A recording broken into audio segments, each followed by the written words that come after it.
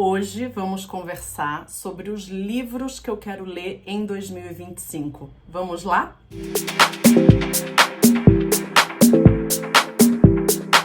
Oi pessoal, tudo bem com vocês? Sejam super bem-vindos aqui ao Literanálise. Eu sou Daisy. Fiquei um tempo sumida, mas a gente já teve aí um vídeo de melhores de 2024. Com o meu retorno, eu compartilhei um pouquinho com vocês as melhores leituras do ano passado. Agora eu quero compartilhar com vocês os livros que eu quero ler ao longo de 2025 e, claro, seguir dialogando com vocês aí ao longo do ano. Tô me organizando para isso. Antes da gente começar, vou pedir para você que está chegando aqui agora para se inscrever no canal, ativar o sininho de notificações, assim todo o conteúdo novo chega para você deixar seu like, isso é super importante, comentar no vídeo também e compartilhar com outras pessoas que possam se interessar. Vamos lá, gente! Para quem me acompanha aqui há um certo tempo, vocês sabem que eu tenho muita dificuldade com listas. Inclusive, tem um vídeo meu aqui no canal dizendo que eu nunca mais faria lista de livros para o ano porque era um fracasso total. E, inclusive, a lista que eu tinha feito para o ano passado, li algumas coisas e outras eu fracassei. Então, assim, para mim é muito difícil fazer listas e cumpri-las, porque eu sou uma pessoa indisciplinada, essa que é a verdade. Eu sempre tive um relacionamento com a leitura muito de um passatempo. Então, eu moro em São Paulo, cidade grande, não dirijo. No deslocamento para o trabalho, indo e vindo, é que eu lia. Então, era aquele livro para tirar a minha mente do trabalho, para poder me ajudar a relaxar um pouco. Então, eu sempre tive esse relacionamento com a literatura, com os livros. E claro, depois, conforme eu fui me tornando uma leitora um pouquinho mais experiente, fui adentrando num outro nível de literatura, principalmente no início com Gabriel Garcia Marques, com Vargas Llosa, enfim, e lendo coisas com um pouco mais de qualidade. Mas, de forma geral, eu sempre olhei para os livros como algo para me distrair um pouco da vida. E depois, claro, fui também estreitando um pouco mais essa relação e lendo livros que me ajudavam a ter ferramentas para passar por determinadas situações na minha vida pessoal e no trabalho. Então, esse relacionamento com os livros sempre foi meio desorganizado. E por natureza eu sou uma pessoa que, quando eu tô assim, com um cronograma muito certinho, isso tende a me cansar. Então, eu montava as listas e não cumpria e tudo mais. Só que eu fui percebendo ao longo de 2024, que foi um ano para mim extremamente desafiador, mas também muito importante, de que eu precisava sim trabalhar essa questão da disciplina, da constância, para conquistar coisas que talvez eu não conquistei no passado por essa minha incapacidade de ser um pouco mais disciplinada. E aí eu tô falando de uma série de coisas que eu não vou ficar me alongando aqui nesse canal, nesse vídeo, a gente vai falar num outro vídeo sobre isso, mas, por exemplo, exercícios, né? Então, treinar na academia, me alimentar melhor. Gente, a Nina passando aqui de baixo e balançando o vídeo, me perdoe. Então, assim, de uma forma geral, eu tenho percebido que a falta de disciplina tem me atrapalhado a conquistar coisas que não são no curto prazo, são mais a médio e longo prazo, faculdade, saúde, enfim. Então, até como uma forma de me exercitar nesse sentido, eu decidi fazer uma lista e dar o melhor de mim ao longo do ano para tentar cumpri-la. Mas vamos lá, o que eu fiz? Eu montei uma lista de livros que eu não gostaria de terminar 2025 sem lê-los. Mas eu coloquei numa ordem, esse eu vou ler em janeiro, esse eu vou ler em fevereiro. Não, eu não coloquei esse tipo de ordem, tá? Até porque vocês vão ver que tem alguns livros aqui bem cabeçudos, assim, bem teóricos, filosóficos, que vão exigir de mim uma certa atenção, são leituras mais pesadas. Então a minha ideia é, se eu li um livro mais pesado e cansei, eu coloco um pouco mais leve na sequência e aí eu vou me organizando ao longo do ano, tá? Então não tem essa estrutura de janeiro, fevereiro, enfim, tá? Então vamos lá, gente. Eu comecei com uma vontade muito grande de ler Ulisses, do James Joyce. E aí fui buscar algumas videoaulas, algumas pessoas falando sobre, e aí eu entendi que Ulisses dialoga com a Odisseia de Homero, que eu nunca li. E que a Odisseia começa do ponto de que a guerra descrita na Ilíada acabou, todo mundo voltou para casa, menos Odisseu. Então, o que eu disse? Bom, Para ler Ulisses, que é um baita de um livrão, que talvez eu só vá ler uma vez na vida e não vá ler de novo, eu preciso pegar pelo menos o mínimo de referências, né? Preciso entender com quem ele está dialogando. Então a minha ideia é ler, né, a Ilíada primeiro. Então, aqui, a Ilíada nessa edição da Penguin. E na sequência, ao longo do ano, ler a Odisseia. E aí me preparar para o segundo semestre, ou para o ano que vem, muito provavelmente vai ser ano que vem, ler Ulisses de James Joyce. E eu quero, em conjunto com Ulisses do James Joyce, ler o Seminário 23 do Lacan, né? Lacan foi um grande psicanalista francês, então ler o Seminário 23, que é onde Lacan vai falar sobre a obra do James Joyce, principalmente de Ulisses. Então essa é a minha ideia. Então ler esse ano a Ilíada e a Odisseia são preparações, porque eu tô com muita vontade de ler Ulisses, certo? E aí, gente, eu também quero ler do Byung-Chul Han, A Sociedade do Cansaço. Aqui no canal já tem resenha para um livro dele, que foi muito legal ter lido. A Sociedade do Cansaço, eu já tinha tentado ler no Kindle anteriormente. Não é uma leitura que para mim foi fácil. Então eu parei, li outro livro dele na época, mas eu sempre quis ler esse livro e esse desse ano não passa. É um livro curto, mas o Byung-Chul Han, para mim, pelo menos, é um grande desafio, porque ele cita uma série de referências filosóficas que às vezes algumas eu conheço, outras não, tem que parar para pesquisar, então tem trechos que eu não entendo. Ele exige de mim uma certa atenção e um certo trabalho para entender o texto dele.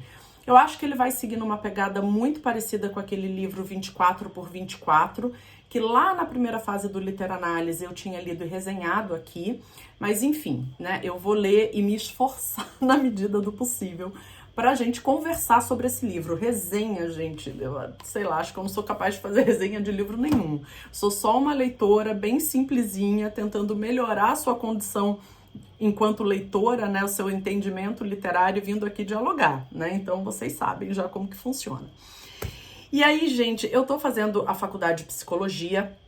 Ano passado, né, eu fiz o segundo semestre, esse ano eu tenho o terceiro e quarto semestres. E depois, num vídeo só sobre a faculdade, eu vou explicar para vocês por que tá nessa organização. E aí, ano passado, eu fui introduzida a algumas outras correntes da psicologia. Vocês sabem que eu amo psicanálise, e aí eu sempre acabo estudando e lendo muito sobre psicanálise, mas ano passado nós fomos introduzidos a outras correntes psicológicas e filosóficas, e isso me abriu a mente, e em breve a gente vai ter que escolher a linha psicológica que a gente vai seguir de tratamento. E muito provavelmente eu vou seguir pela psicanálise mesmo, mas eu não quero fazer essa escolha sem ter olhado um pouco mais profundamente as outras correntes, né? Então, vocês vão ver que muitas leituras aqui são baseadas nisso. E aí, um dos livros que eu quero ler é esse aqui do Sartre, né? O Existencialismo é um Humanismo. É um livro bem curtinho, mas que eu imagino que vai me dar um certo trabalho, sim, para entender. Na verdade, quando a gente estuda, pelo menos na Unip, né, que é a faculdade que eu tô fazendo, a Universidade Paulista, quando a gente estuda o existencialismo e o humanismo, a gente estuda dentro de um guarda-chuva maior da fenomenologia. E tem muitos teóricos que vão dizer que o existencialismo é um braço da fenomenologia e outros que vão dizer que não, que é uma coisa totalmente diferente. Eu tenho pouco conhecimento para dizer, mas na minha opinião são coisas diferentes. Mas enfim, né, aqui eu não sei exatamente se o Sartre vai dizer que o existencialismo é um humanismo no sentido do humanismo de Carl Rogers, por exemplo, se dialoga, ou se ele está querendo dizer com o humanismo algo totalmente diferente. Vou descobrir ao longo da leitura. Quem aí já leu, tem um pouco mais de conhecimento, deixa aqui nos comentários para mim. É um livro curto, gente, mas enfim, né, acho que Sartre não é porque é curto que vai ser fácil, é isso que eu quero dizer. E daí, gente, ao longo do ano também, eu quero reler, na verdade, a biografia do Freud, escrita pelo Peter Gay. Por que que tem várias biografias do Freud por aí? Por que que eu sempre gosto de ler essa biografia? Porque o Peter Gay, ele é um historiador, ele procura ter um olhar mais neutro sobre a história do Freud, mas ele é um psicanalista. Então, quando ele tenta traduzir os conceitos da psicanálise, ele faz com certo conhecimento de causa, que é importante, na minha opinião. E então, essa biografia aqui, eu tenho duas, inclusive, né? Uma que eu comprei, a outra que eu ganhei tá aqui. Talvez eu doe um exemplar para alguém lá da faculdade esse ano. Mas, enfim, é uma releitura e eu quero fazer no primeiro semestre. Não sei exatamente quando, mas é algo que eu quero ler no primeiro semestre ainda. E aí, gente, se der tempo ao longo do ano, eu quero ler esse livro aqui do Freud, né? Sai pela Autêntica. E ele são textos do Freud sobre arte, literatura e os artistas. Eu li um livro do Stefan Zweig, que é A Cura pelo Espírito, eu acho que em que ele não vai falar só do Freud, a parte do Freud é o último texto do livro, mas que foi um livro que eu gostei demais, e no final daquele livro tem cartas trocadas entre o Freud e o Stefan Zweig, e eles falam muito, por exemplo, de Dostoiévski, né? E aí é muito bacana, e por isso eu fiquei com uma vontade maior de entender o olhar do Freud para a arte, para a literatura e para os artistas. A gente tem, por exemplo, dentro da psicanálise, Lacan, que dialogou muito com a literatura e com a linguagem, mas o Freud, me parece que em alguns momentos ele tentou dialogar com alguns autores e dizer, poxa, você tem um conteúdo psicanalítico aí na tua obra, isso foi por querer, e os escritores voltaram para ele dizendo, cara, você tá meio doido, isso daí é só literatura, só ficção. E por outro lado também, em alguns momentos, né, por exemplo, André Breton entrou em contato com Freud e tentou puxar algumas conexões da psicanálise com a literatura, e o Freud também falou, cara, você tá viajando na maionese. Então, assim, e me parece que esses desencontros também têm alguma coisa para nos dizer. Então, a minha ideia é me ocupar um pouco mais da visão do Freud para a literatura, para a arte, enfim. Quero ler também ao longo do ano o livro novo do Walter Ugumãe, que eu comprei recentemente, ele tá fechadinho ainda, que é Deus na Escuridão. Um dos meus livros preferidos da vida é do Walter Ugumãe, A Máquina de Fazer Espanhóis. Já li outros livros dele, Homens Imprudentemente Poéticos, por exemplo, mas já tem um certo tempo que eu não tenho contato com o Walter Ugumãe, e aí me deu muita vontade de ler algo dele, e aí eu comprei esse livro, que eu quero ler ao longo do ano. Outro livro, gente, que eu quero muito ler e que eu sei que para mim não vai ser fácil, vai ser o Ensaio sobre a Cegueira do Saramago. Do Saramago, até hoje eu só li o Evangelho segundo Jesus Cristo, que eu amei aquele livro. Mas também é um livro que eu quero reler, porque talvez na época, por ser o primeiro contato com o Saramago, eu não tenha extraído daquela leitura tudo que eu poderia ter extraído, né? Então é um livro que eu quero reler no futuro. Mas esse ano eu quero ler Ensaio sobre a Cegueira.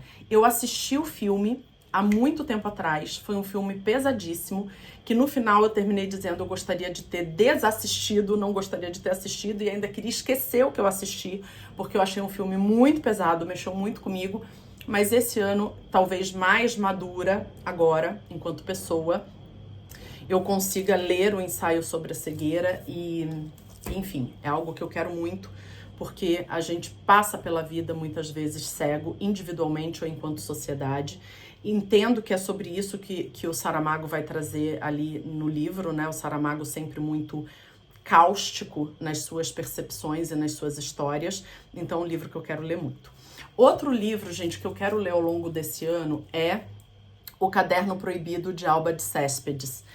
É um livro que já está aqui em casa também há um certo tempo, um livro que eu comprei até porque a Helena Ferrante, que é uma autora que eu gosto bastante, fala sobre, e aí estava aqui parado e eu falei, desse ano não passa, eu quero muito ler.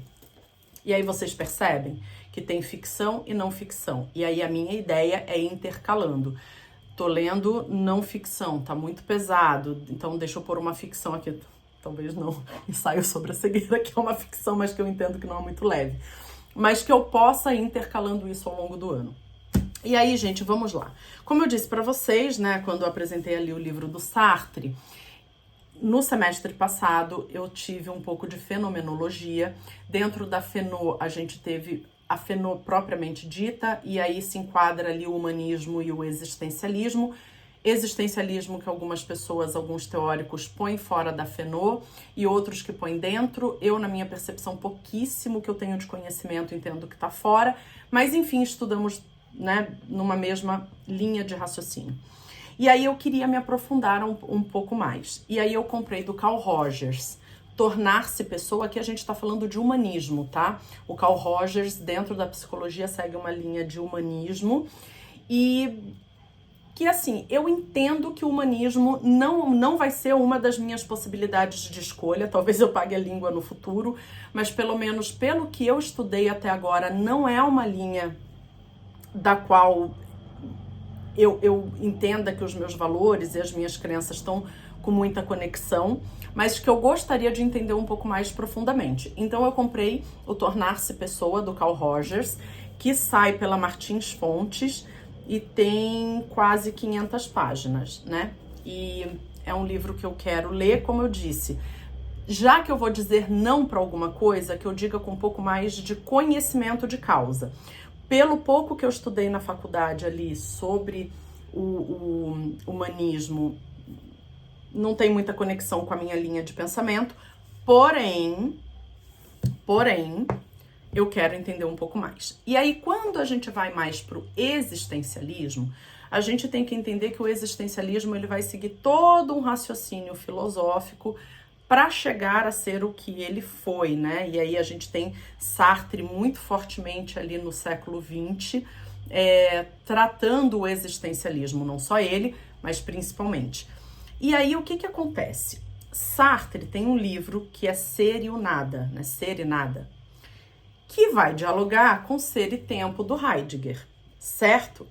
Então eu comprei Ser e Tempo do Heidegger, porque o existencialismo vai se basear muito nos pensamentos de Heidegger, que é uma figura bastante polêmica, né? Um alemão que depois foi a favor do nazismo, enfim, né? Então, assim, a gente tem que separar aqui o autor da obra, mas o pensamento dele foi muito importante e eu preciso entender, né? Até porque o existencialismo me chamou a atenção e me tocou num determinado ponto, né?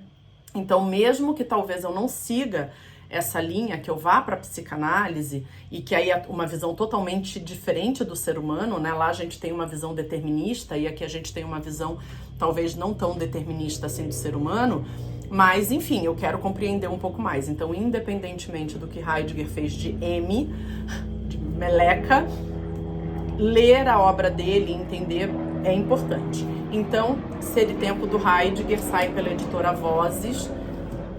E aí, gente, eu fui buscar o conceito de angústia do Kierkegaard, que na verdade esse era um livro até que eu já tinha aqui em casa. Só que quando eu comecei a ler, já até comecei aqui a ler o livro.